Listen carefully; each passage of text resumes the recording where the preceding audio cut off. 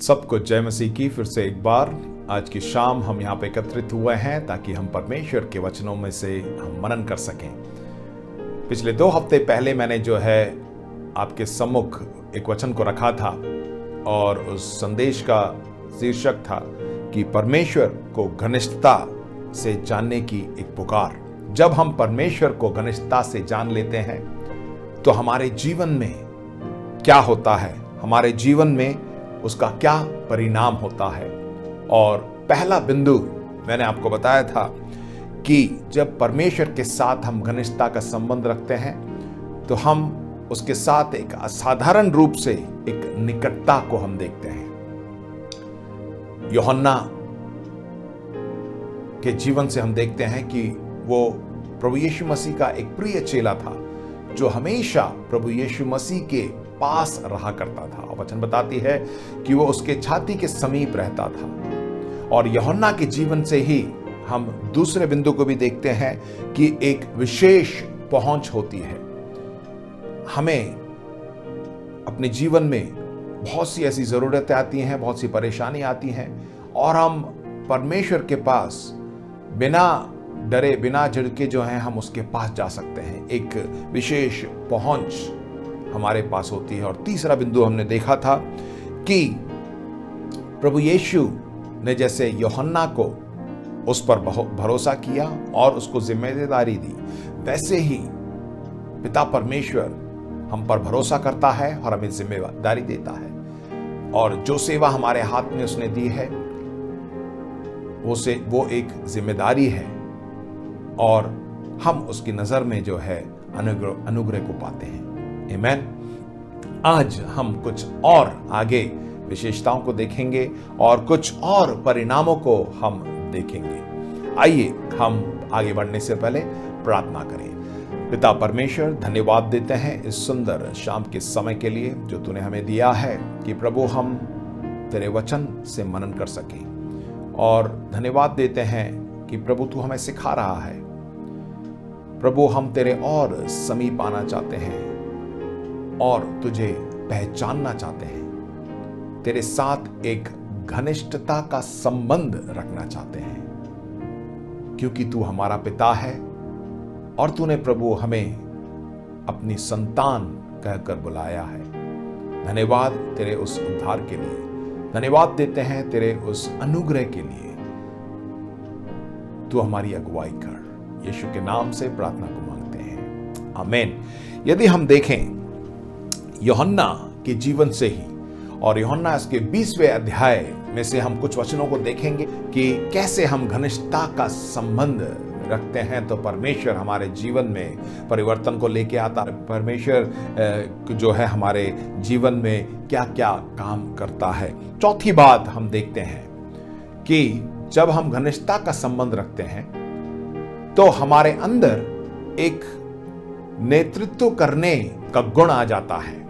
हम जो है लोगों की अगुवाई कर सकते हैं। जैसे हम यूहन्ना के जीवन में हम देखें, उसके 20वें अध्याय के पहले 2 वचन में यदि हम देखें, उसमें देखिए प्रभु यीशु मसीह क्रूस पर चढ़ा दिए गए, उसके बाद वो उनकी मृत्यु हो गई और उनको कब्र में डाल दिया गया।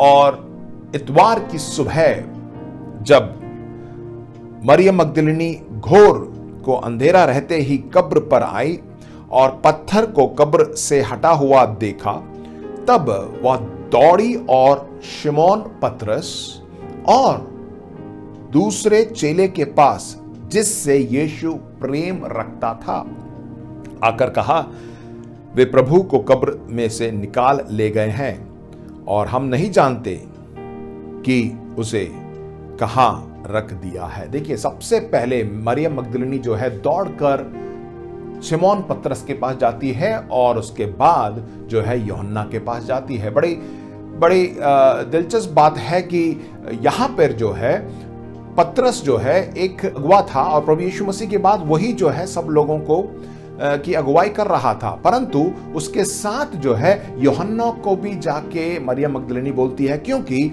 यूहन्ना प्रभु यीशु मसीह के साथ रहता था। जैसे वचन में लिखा है, चेले के पास जिससे यीशु प्रेम रखता था।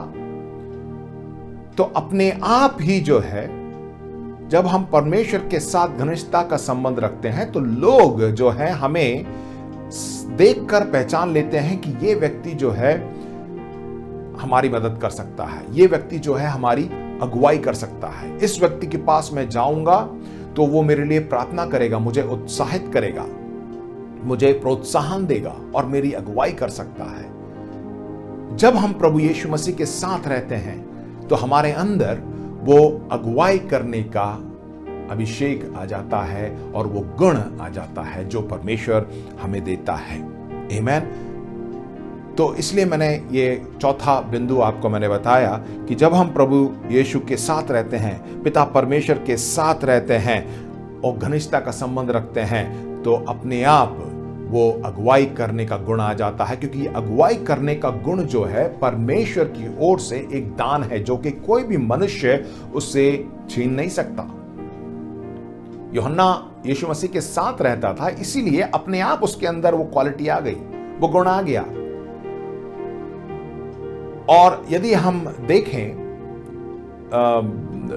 पुराने नियम में समूएल, पहला समूएल उसका 13वां अध्याय और 14वां वचन अगर हम देखेंगे तो यहां पे एक घटना घटती है कि समूएल नबी जो है परमेश्वर से बातें करने जाता है और उसके आने में देर हो जाती है, तो सौल राजा जो है वहां पे जो होम बलि है उसे चढ़ा देता है और जल्दीबाजी में ये सब काम कर देता है। तब समूएल नबी जब वापस आता है तो उसे देखकर बहुत ही नाराज होता है और परमेश्वर भी जो है सौल राजा से नाराज हो जाते हैं। और ये वचन वहां पे समूएल कहता है, परंतु अब तेरा राज्य बना ना रहेगा। देखिए, यहोवा ने अपने लिए एक ऐसे पुरुष को ढूंढ लिया है जो उसके मन के अनुसार है, और यहोवा ने उसी को अपनी प्रजा पर प्रधान होने को ठहराया है, क्योंकि तूने यहोवा की आज्ञा को नहीं माना। देखिए, यहां पर समूएल जो है दाऊद के बारे में बोलता है और वचन में बड़े साफ तरीके से लिखा हुआ है कि परमेश्वर ने एक ऐसे पुरुष को ढूंढ लिया है जो उसके मन के अनुसार है। दाऊद राजा उसके मन के अनुसार चला करता था, यानी उसके साथ, परमेश्वर के साथ एक घनिष्ठता का संबंध था दाऊद का, और परमेश्वर को यह बहुत ही अच्छा लगा और उसने जो है दाऊद को चुना है। और हम आगे की कहानी में हम देखते हैं कि साउल राजा के बाद जो है दाऊद राजा बनता है और उसकी प्रजा जो है खुद साउल से ज्यादा दाऊद को वो महत्व देते हैं और वो दाऊद को की जय जयकार करते हैं, क्योंकि उन्होंने देखा परमेश्वर दाऊद के साथ है, उसकी आत्मा उसके साथ है और वो महान ठहराया और वो अगुवा बना। वैसे ही प्रिय भाइयों बहनों, यदि हम परमेश्वर के साथ बने रहेंगे तो परमेश्वर जो है हमें एक ऐसा वरदान देगा, एक ऐसा अभिषेक देगा जिससे हम लोगों की अगुवाई कर सकते हैं। बहुत से लोग हमारे जीवन के द्वारा आशीष को प्राप्त करेंगे। लोग हमारे पास आएंगे प्रार्थना करवाने के लिए, लोग हमारे पास आएंगे समाधान करने के लिए। हाँ प्रियो, सिर्फ हमें पिता परमेश्वर के साथ वो घनिष्ठता का संबंध रखना है और ये सब होगा और हम दूसरों के लिए एक आशीष का कारण हो सकते हैं। पांचवा बिंदु यदि हम देखें, एक जुनून और एक जोश हमारे अंदर आ जाता है, हमें कुछ करना है, परमेश्वर के लिए हमें कुछ कर दिखाना है। देखिए, उसी यूहन्ना उसके 20वें अध्याय, अगर आप पहले से 9वें वचन तक अगर आप देखें कि इस पूरी जो घटना को अगर आप देखेंगे तो जो पहले जो मैंने बिंदु में बताया था वही घटना है। जब उसको हम देखते हैं, देखिए इसमें कुछ बातें हैं मैं आपको बताना चाहता हूं। यदि आपके पास लिखने की व्यवस्था है तो फटाफट आप इन वीडियो को लिख सकते हैं, या तो फिर आप फिर से इस संदेश को YouTube पर जो है कभी भी जब समय मिले तो आप इसको बैठ के फिर से सुनिएगा। देखिए, परमेश्वर को घनिष्ठता से जानने से हमारे अंदर एक जुनून, एक जोश आ जाता है उसके प्रति। और सबसे पहला सिद्धांत है कि जुनून जो है पाप को हमारे जीवन से दूर कर देता है। वो जोश, वो जुनून परमेश्वर के प्रति जब हम रखते हैं तो वही जुनून और जोश हमारे अंदर जो पाप है उसको दूर कर देता है। यदि आप यूहन्ना उसके दूसरे अध्याय 12 से 17 में देखेंगे तो प्रभु यीशु मसीह जब यरूशलेम में आए तो उन्होंने देखा कि उस मंदिर में जो है व्यापार चल रहा था, और प्रभु यीशु मसीह ने क्या किया हमें मालूम है। वहां जाके सारे मेज को उलट देता है और सब लोगों को भगा देता है वहां से और उसको साफ कर देता है।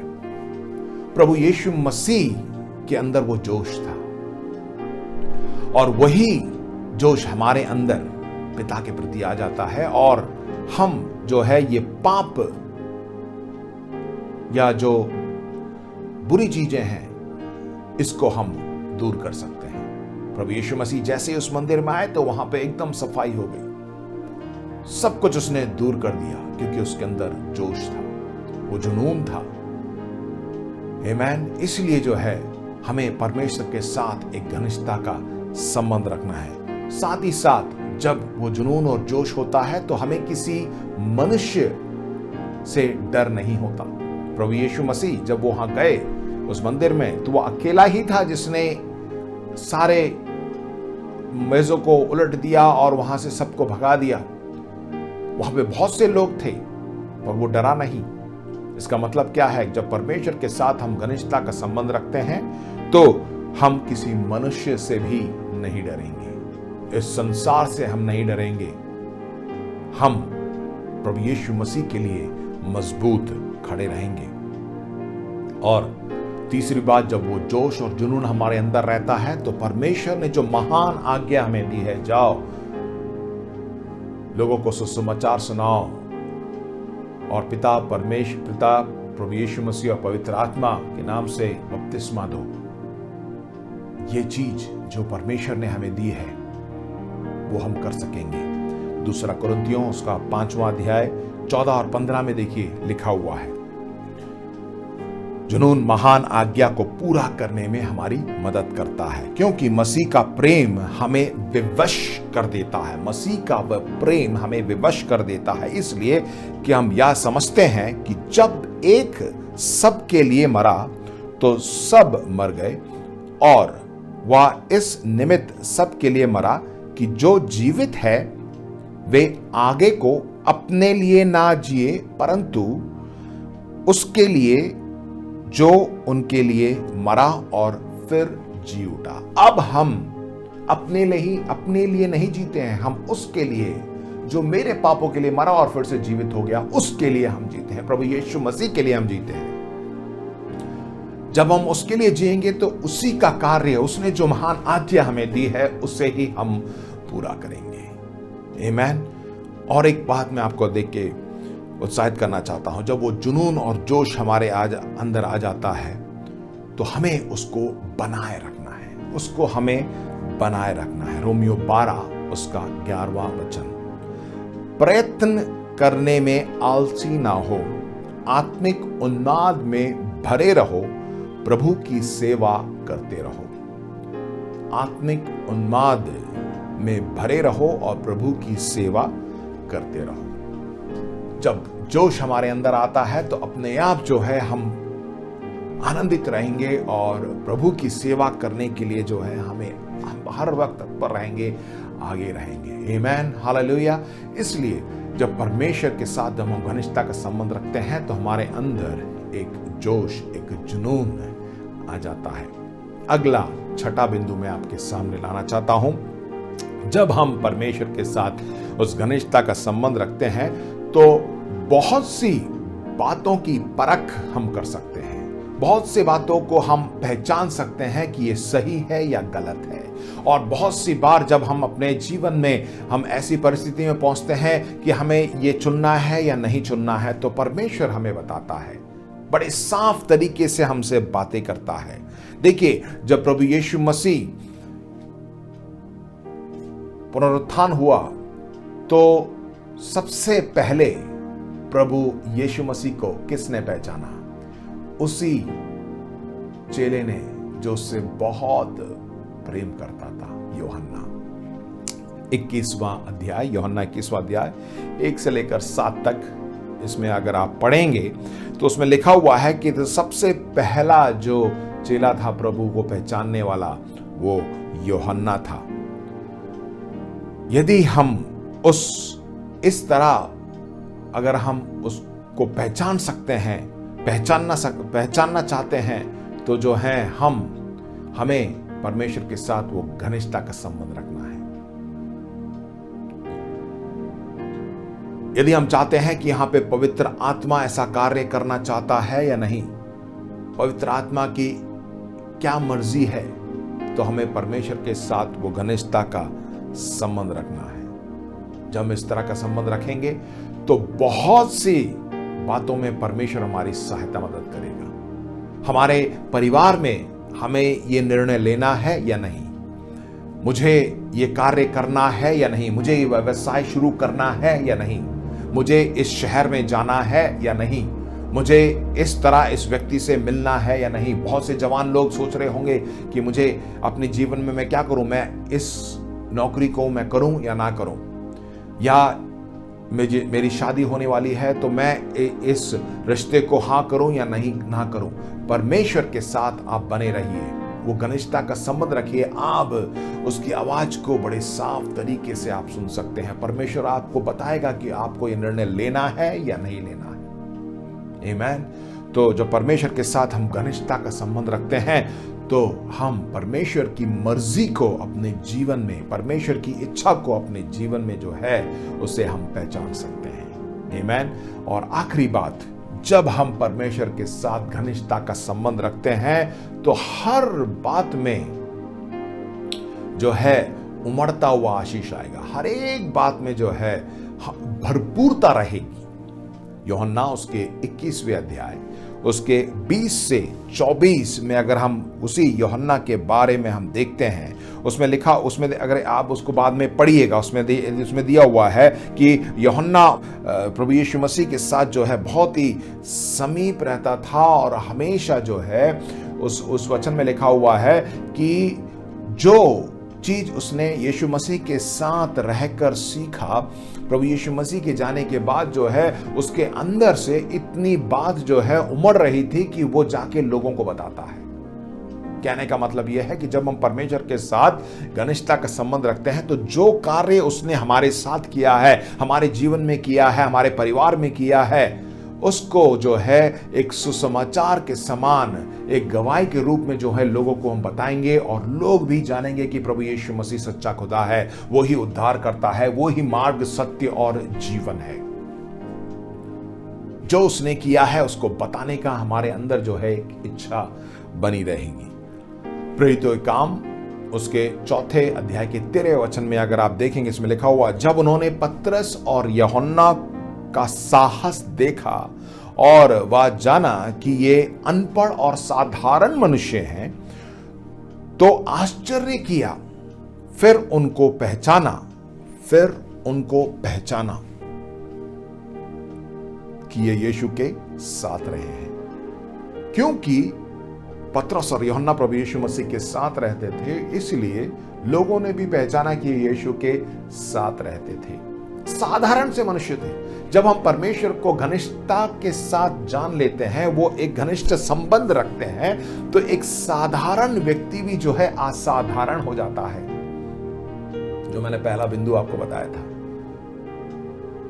हम साधारण नहीं रहते हैं। जैसे मैंने बताया, बहुत सी बातें हमारे अंदर एक नेतृत्व करने का गुण आ जाता है, और हमारे अंदर एक जोश और जुनून आ जाता है। आमीन। उसके बाद हमने देखा कि हमें जो है सही और गलत बातों की परख आ जाती है, और हमने देखा कि हर एक बात में जो है भरपूरता और उसकी आशीष उमड़ती रहती है। इसलिए प्रिय भाइयों बहनों, यदि हम चाहते हैं कि हमारे अंदर भरपूरता हो, तो हमें क्या करना है? क्या इसके लिए कोई प्रशिक्षण लेना है, या कहीं जाना है, या कुछ कार्य करना है? नहीं, सिर्फ पिता परमेश्वर के साथ घनिष्ठता का संबंध रखना है। साफ तरह मैं आपको बताऊं कि प्रभु यीशु मसीह के साथ रहना है। यूहन्ना के जीवन में यदि हम देखें कि वो प्रभु यीशु मसीह के साथ साथ रहता था शुरू से लेकर अंत तक। इसलिए तो उसने यूहन्ना अपने किताब में, अपने इंजील में भी उसने लिखा है, पहला यूहन्ना, दूसरा यूहन्ना, तीसरा यूहन्ना, फिर प्रकाशित वाक्य में भी लिखा हुआ बहुत कुछ उसने प्रभु यीशु मसीह के बारे में लिखा, क्योंकि वो बहुत ही नजदीक था। इसलिए प्रिय भाइयों बहनों, आज की शाम मैं आपको उत्साहित करना चाहता हूं। पिता परमेश्वर को घनिष्ठता से जानने का मतलब है कि हम उसके वचन को रोज पढ़ें, उसको मनन करें और उसको और ज्यादा पहचान लें। हमें बढ़ना है और उसके नजदीक रहना है, क्योंकि वो हमारा पिता है, हम उसकी संतान हैं। हमें किसी भी बात का डर नहीं, क्योंकि वो हमारे साथ है। हमें उसके वचनों को मनन करते हैं तो हम जो है उसके और नजदीक, हम उसकी हर एक इच्छा को जान लेते हैं। उसको क्या पसंद है, क्या पसंद नहीं है, किस तरह हम उसको प्रसन्न रख सकते हैं। हाँ प्रियो, यदि हम देखें दानियल की किताब, उसका 11वां अध्याय और 32वां वचन, उसमें इस प्रकार लिखा हुआ है, परंतु जो लोग अपने परमेश्वर का ज्ञान रखेंगे, जो लोग अपने परमेश्वर का ज्ञान रखेंगे, यानी जब हम अपने पिता परमेश्वर को अच्छी तरह पहचान लेंगे और उसका ज्ञान हम रखेंगे, वे हियाव बांधकर बड़े काम करेंगे। वो हियाव बांधकर बड़े काम करेंगे। हाँ प्रियो, परमेश्वर ने हमें इसलिए चुना है कि हम बड़े बड़े काम करें। आप ये मत सोचिए कि मैं क्या हूं, मैं तो एक साधारण सा व्यक्ति हूं। परमेश्वर आपको साधारण या साधारण मनुष्य बुलाता है, क्योंकि प्रभु यीशु मसीह हमारे साथ है। हमने सच्चाई को जान लिया है। यदि आप दानियल की किताब में जब आप पढ़ते हैं, दानियल, शाद्राक, मेशक, अबेदनेगो, इनके जीवन में जब हम देखते हैं, ये परमेश्वर के साथ एक घनिष्ठता का संबंध था। इसलिए तो जब उनको आग में डाल दिया गया, तो आग में भी जो है परमेश्वर उनके साथ था। वो डरे नहीं, वो मनुष्य से नहीं डरे। उन्होंने कह दिया कि अगर हमारा परमेश्वर हमें ना भी छुड़ाए तो भी जो है इस मूर्ति के सामने हम दंडवत नहीं करेंगे। परंतु उस बात को परमेश्वर ने जो है देखा कि इन्होंने ये बात कही है, तो इसलिए उस आग में भी जो है परमेश्वर उनके साथ था। जिन्होंने उन तीनों को आग के अंदर फेंका, वे लोग भी भस्म हो गए, परंतु ये तीनों जो है आग के अंदर चलकर जब वापस आए तो एकदम जैसे गए थे वैसे आए। परमेश्वर उनके साथ था, उन्हें किसी मनुष्य का डर नहीं था। और दानियल के जीवन में अगर आप देखें कि वो जब उसको शेरों की मांग में डाल दिया गया था, वो परमेश्वर के साथ इतना घनिष्ठता का संबंध था कि उसने प्रार्थना किया और शेरों ने जो है, शेरों के मुंह को परमेश्वर ने बंद रखा। साधारण व्यक्ति था, पर वहां पे एक असाधारण काम वहां पे किया। परमेश्वर इतना महान है।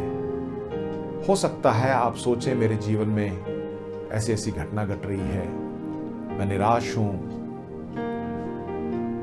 और हर एक बातों में जो है मैं असफलता को प्राप्त कर रहा हूं। प्रियो, आप चिंता मत करिए। जो परमेश्वर, जो संसार में जो चिड़िया उड़ रही हैं आसमान में, उनको खिला सकता है,